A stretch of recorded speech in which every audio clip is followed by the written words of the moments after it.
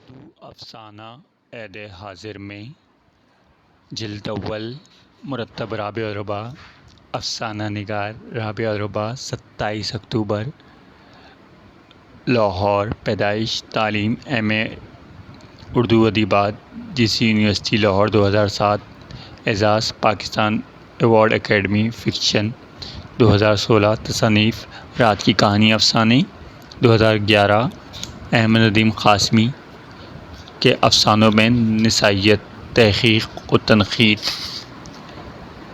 افسانہ حدت دھوپ کی تپش سے سورج کی گرمی سے اوزون کے شگاف سے انسانوں کے رویوں سے مخلوق کے سلوک سے برف پگھل پگھل کر نہ جانے کب سے اپنا سفر شروع کرتی ہے، کہاں کہاں کس سے جھولتی ہے، کہاں کس کو چومتی ہے، کہاں اس کا دم بے دم سا ہو جاتا ہے اور کہاں کس کی باہوں میں سو جاتی ہے، پھر نہ جانے وہ کب کس سفر کو کسی اور طرف نکلتی ہے، پھر وہیں سے آنکھ مچولی کسی سے اٹکیلیاں کرنا، کبھی کسی کے در سے اپنا راستہ بنا لینا، کبھی کسی پتھر کو راستے سے ہٹا دینا۔ یوں حدتوں کا طویل سفر مادوں میں بدلتا ہے، موتی بننے تک سیپ میں مدتوں محبت کے کربناک سفر ہوتے ہیں، تب کہیں کوئی سچا موتی کسی سہاگ کے تحفے پر دیا جاتا ہے، کسی کے گلے کسی کی انگلی میں اپنے لمس کی گدگداہٹ بکھیرتا ہے۔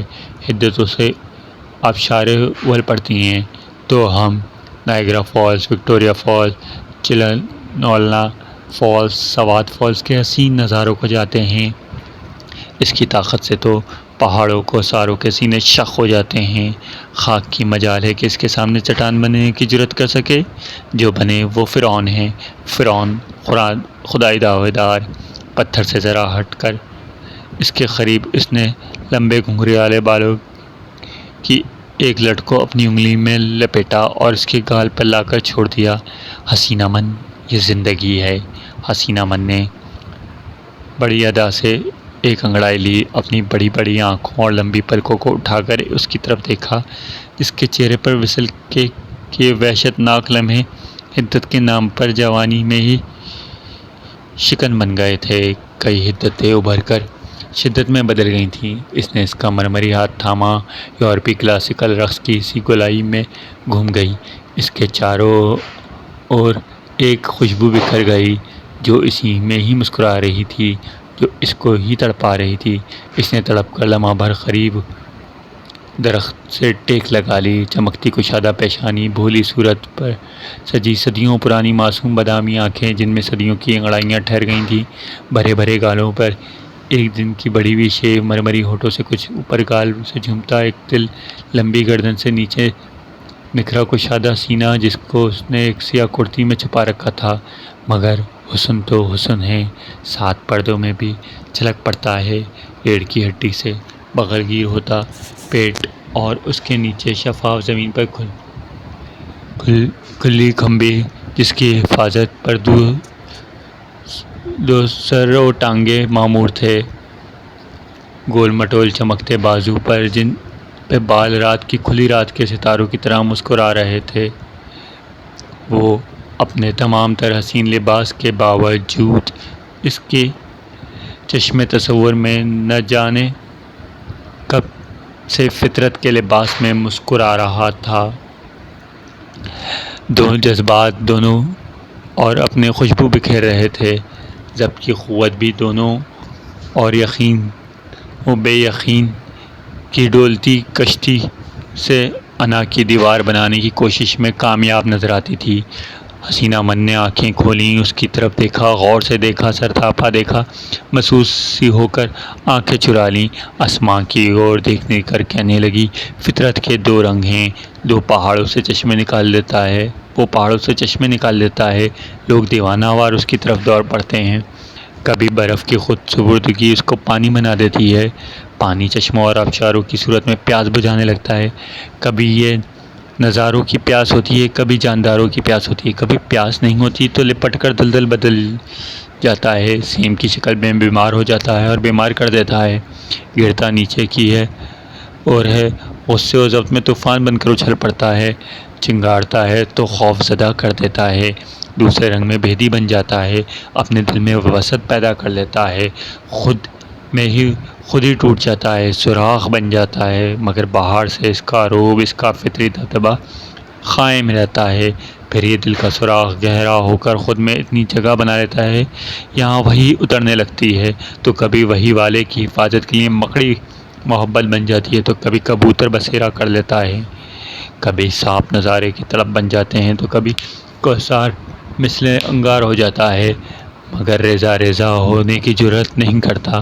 کبھی صفا کی شان و شوکت میں جلوہ نمائی ہوتی ہے، اس نے پھر قریب ہو کر اس کے کمر کے گرد اپنی باہیں پھیلا دیں تو حسینہ من، ہم کوئی فرشتہ نہیں، تو جانے من ہم مخلوق اشرف بھی تو نہیں، یہ کہتے وہ اس کی باہوں کو گھیرے سے نکل گئی اور مسکرا کر درختوں سے دور دیکھنے لگی۔ وہ سنجیدہ سا سر و قد، چمکتی آنکھوں، معصوم بڑی بڑی صدیوں پرانی آنکھوں والا اسے کسی درخت کے پیچھے کھڑا دکھائی دیا۔ اس کی مرمری ہونٹوں پر نظر پڑتے ہی اس کے بدن میں لہریں دوڑ پڑیں، اس کا دل چاہا جائے اور بے ساختہ اس سے لپٹ جائے۔ اس نے سر تاپا اپنے ہونٹوں سے نم کر دے، اپنی انگلیوں کے پوروں سے اس کے بدن سے وہ صدیوں پرانی مٹی کی تہوں کو کھرچ ڈالے جو اس کی آنکھوں میں دکھائی دیتی ہیں، جو اسے سوتن کی طرح ڈستی ہیں۔ حسینہ من، نبوت عورت پر نہیں اتری، نبی بننے کی کوشش نہ کرو، ولایت کا دور بھی نکل چکا، سورہ اسرافیل تک اب یہ یوسف کی پاسداری سے زلیخا کا دامن تھام لینا ہی حسن کا معراج ہے۔ تم کس کی تلاش میں ہو؟ اس نے چند الٹے قدم بہت طاقت سے اٹھائے، انجانی قوت سے بولی، اس سے قید یوسف بہتر جس سے تن کے در کھل جائیں اور من پیاسا رہ جائے۔ من کی وادیاں لہلاتی ہیں تو تن کو تسکین ملتی ہے، تن سے من اور من سے تن کا سودا گھاٹے کا سودا ہے، جس میں من کی ہار ہو، من اس اور جاتا ہی نہیں۔ من فطرت ہے، فطرت سے نہیں لڑتی۔ اس نے قریب ہو کر پھر اس کے شانوں کو تھام لیا۔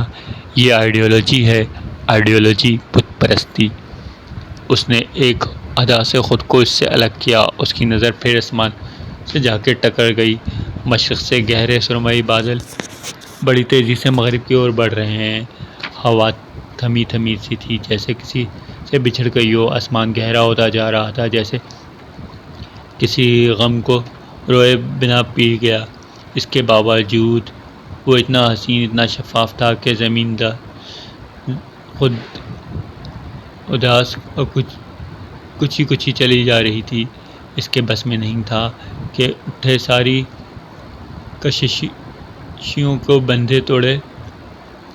کشتیوں کے بندھن توڑے اور جا آسمان سے ملے۔ کبھی تو وہ ایک ہی تھے، آسمان تک بھی تو زمین کی حدت پیغام لے کر جاتی ہے، سرمئی ہو کر مور بن اور اپنے موڑنی کے لیے ہواؤں کے سنگ رقص کرنے لگتا ہے، مسرخ سب جل تھل ہو جاتا ہے، دونوں بھیگ کر ملتے ہیں تو زمین کی کوکھ پھولوں سے زندگی کو باہر رنگ کر دیتی ہے، تب آسمان اس محبت کی سائبانی و نگہبانی کرنے لگتا ہے۔ اس چمکتی زمین میں ایک کمبی بری ہے، بے بسی سے کھڑی دکھائی دیتی ہے، وہ حسرت سے اسے دیکھتی ہے، آنکھوں کی رم جھم کو اپنی انگلی سے گالوں پہ پھیلا دیتی ہے، ایک انگلی اس کے گال پہ آتی ہے۔ حسینہ من گویا میری بات سمجھ گئی، وہ اس ہاتھ کو دھیرے سے پیچھے کر دیتی ہے۔ یوسف کو زلیخا کی بات سمجھ آ جائے تو اسے بادشاہت بہت قبل مل گئی ہوتی، شیراؤں نے اپنی منمانی کی ہوتی تو پیاسے نہ تڑپتے۔ اس نے کمر پر اپنے دونوں ہاتھ رکھتے ہوئے بے قراری و بے زراری سے کہا، حسینہ من ظلم ہے۔ حسینہ کڑراہٹ سے دونوں ہاتھ ہٹاتے ہوئے بولی، بڑے دریا دیر سے چڑھتے ہیں اور دور تک چلتے ہیں، گہرے کنویں سے پیاس بجھانے گہرائی تک جانا پڑتا ہے۔ حسینہ من کے روکھے سوکھے رویے سے جیسے وہ چڑ گئی تھی، اس نے دور کھڑے ہو کر دونوں کی باہیں پھیلائیں اور بہت حقارت سے بولی، حسینہ من دیکھو شیر شیر کے ساتھ جستے ہیں، بازوں کے ساتھ حسینہ مند مسکرائی۔ میں بھی تو ہمیشہ یہی کہہ رہی ہوں۔ وہ اور پیچھے ہو گئی حسینہ مند، مگر تم بھول گئی، کچھ پھل صرف طوفان میں مسمار ہونے تباہ و برباد ہونے کے لیے درختوں کا بوجھ بنتے ہیں، کیوں ان کا سارا مان ٹوٹ جاتا ہے۔ وہ کہہ کر واپس سی کے رستے کو مڑ گئی اور جاتے ہوئے اس پنجرے کا دروازہ کھل گئی جس میں اس نے اپنے وصل سے سدھائے جانور پال رکھے تھے۔ حسینہ مند نے وہاں سیدھے ہاتھ جنگل کی اور بھاگنا شروع کر دیا۔ کبھی کوئی پیڑ اس کو اپنی باہوں میں لے سمیٹ لیتا تو کبھی کوئی جھاڑی اپنی گود میں چھپا لیتی۔ جوں جوں وہ آگے بڑھ رہی تھی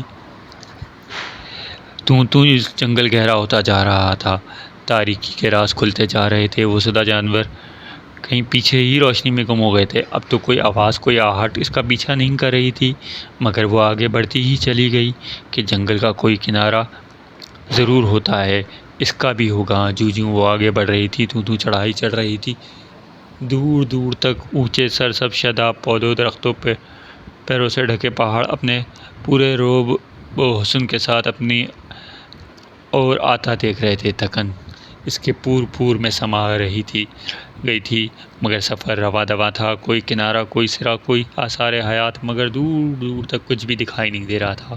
اس نے تھکن سے چور خود کو خوف کے حوالے کر دیا اور چوٹی کی آخری اونچائی پر بے ہوش ہو کر گر پڑی۔ اسے دھندلاہٹ میں وہ صدیوں پرانی معصوم آنکھیں، مرمری ہونٹ آتے دکھائی دیے۔ اس نے بڑھ کر اپنی باہوں میں تھام لیا، اس کا جسم کانپ رہا تھا۔ اس نے اپنے کاندھوں سے شال اتار کر اسے اڑا دی۔ حدت سے اس کی آنکھیں کھلیں تو برس پڑیں۔ اس نے اپنے ہونٹوں سے اس کے گال آنکھوں تک خشک کر دیے۔ آ گیا ہوں، لے چلو، اگنی کے پھیرے لے لو یا 3 بول پڑھوا لو، چاہو تو اور نیچے برجوں کے نیچے جا کے انگلی بھر دو۔ تم فطرت ہو۔